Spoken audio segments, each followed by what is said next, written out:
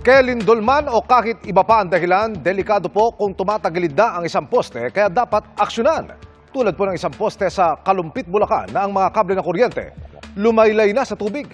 Idinulog na yan sa inyong Kapuso Action Man.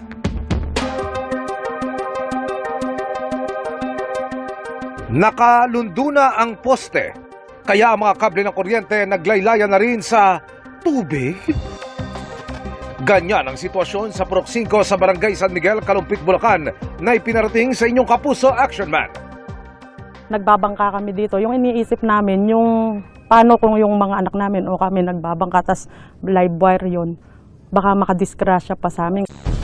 Oktubre pa raw ng nakaraang taon, nagsimulang tumagilid ang inireklamong poste ng Meralco. Yung mga nakakaraang pong kababagyo, bali siguro po wala na raw po kasing laman yung pinakailalim ng poste na yung gawa nung yung unang pang poste yun yung kahoy. Ngayon wala na siyang laman. Siguro sa tagal.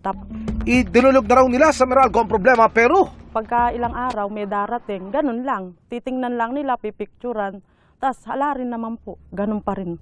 Paliwanag ng Meralco sa inyong Kapuso Action Man. Nagpapasalamat kami sa GMA na iparating sa amin ito at tinayo yung poste ng dryland pa ito. So ang gagawin namin, ililipat namin ito sa lugar kung saan there is less water. Na kaya pa rin itayo yung poste doon nang hindi nako-compromise yung safety. Yes, sir. Nung community. Yun laman ho para sa mga kapuso natin, mga kababayan nating nangangambat baka mamaya ay sila raw ay makuryente. Alam niyo na ho. Hindi ho.